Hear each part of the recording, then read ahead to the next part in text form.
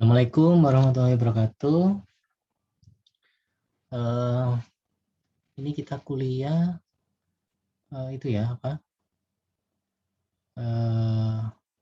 pengukuran dan evaluasi teknologi informasi. Ini kelas B karyawan ya. Hari Jumat tanggal 1 Oktober 2021. Ini semester 7 ya. Kalau semester 7 mungkin sudah paham dengan metode mengajar di kelas saya, terutama yang online ya.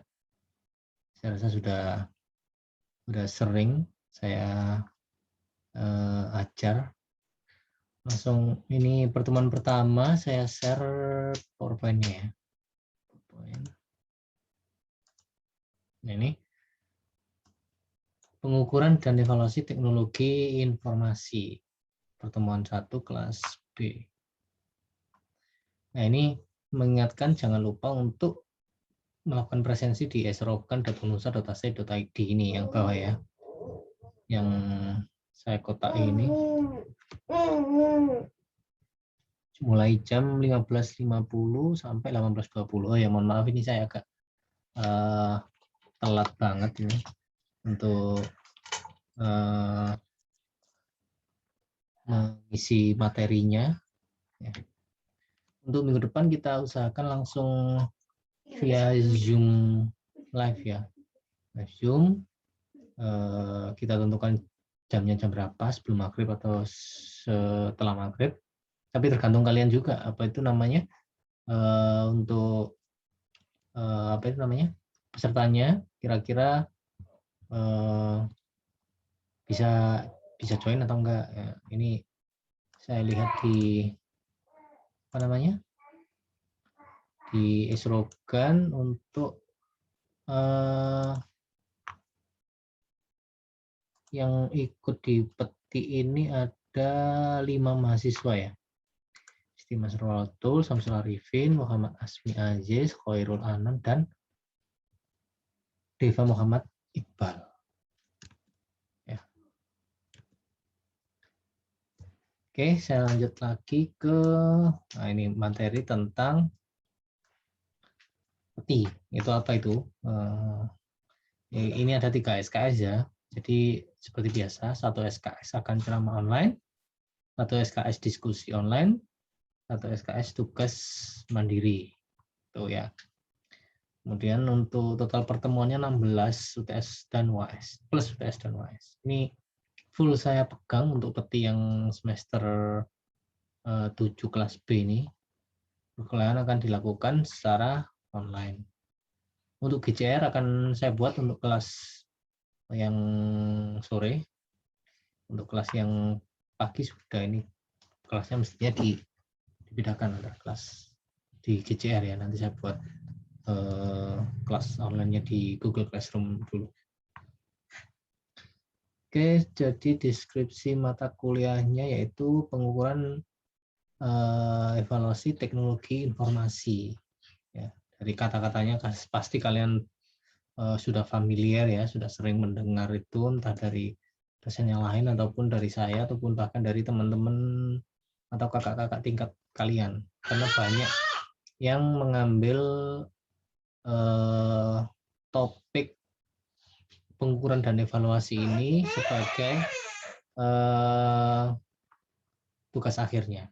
Ya, ini mengukur kinerja fungsi divisi departemen TI dalam mengelola proses TI. Kemudian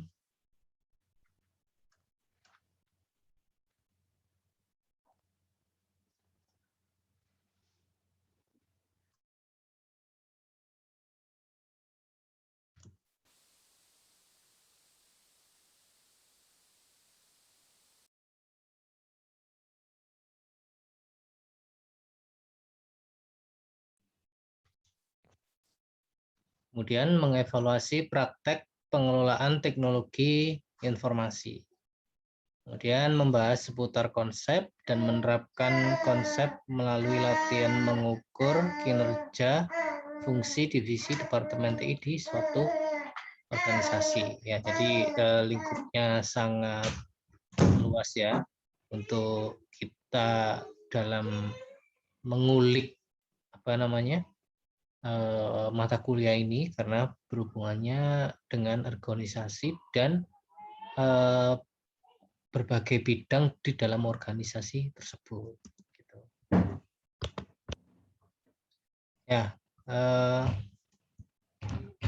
ini perkuliahan online itu seperti apa? Yaitu nanti intinya saya mengajarnya bisa melalui aplikasi Zoom secara langsung, meeting, link Zoom meetingnya akan saya share, ataupun dengan rekaman video yang sudah saya record di Zoom, kemudian saya bagikan link di YouTube-nya, ya.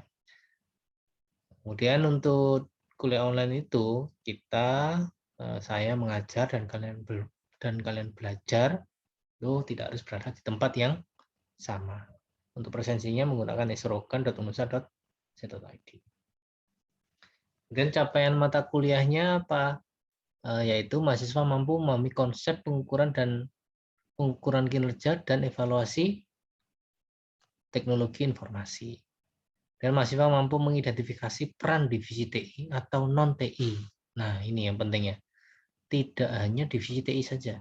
Karena ada divisi non-TI yang di dalamnya itu menerapkan entah itu infrastruktur, entah itu sistem informasi, entah itu aplikasi dalam suatu organisasi, ya kan?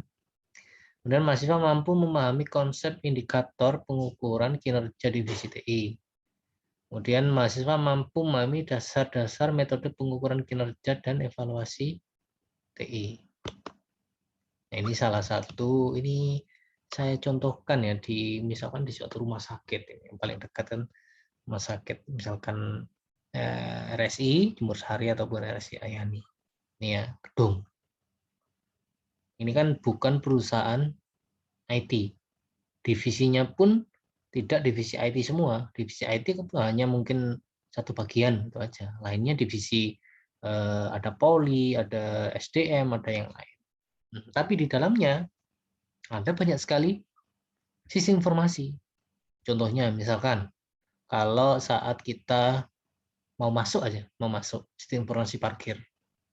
Nah, itu kan nyetak kartu parkir itu kan menggunakan aplikasi kan, ada hardware-nya, yang palang pintunya buka nutup otomatis itu. Nah, itu kan tersimpan semua di sistem informasi parkir ini. Jumlah kendaraannya berapa, jenis kendaraannya apa. Kemudian masuk pendaftaran pasien online. Nah, pendaftaran pasien menggunakan PC yang berdiri itu, yang touchscreen. Kemudian sistem antrian online. Di setiap poli pasti ada antrian online, nanti diberikan antrian berapa, itu kan ada langsung cetak, kemudian dipanggil sesuai display yang ada. Kemudian di IGD ada sistem informasi IGD. Di setiap poli pun ada sistem informasi poli. Bahkan rekam medis tentu saja di setiap rumah sakit pasti ada ya.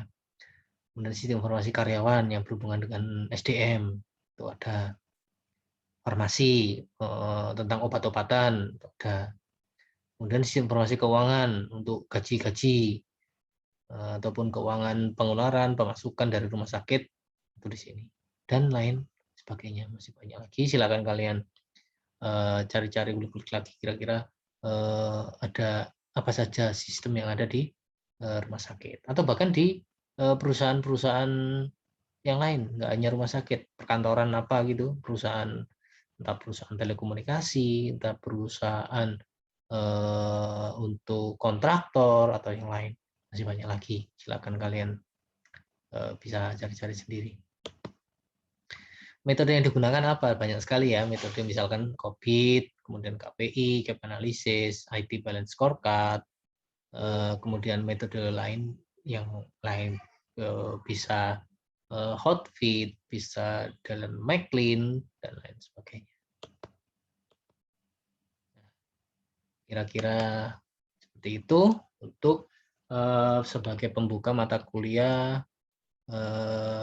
pengukuran evaluasi teknologi informasi. Sampai jumpa hari Jumat depan. Terima kasih. Assalamualaikum warahmatullahi wabarakatuh.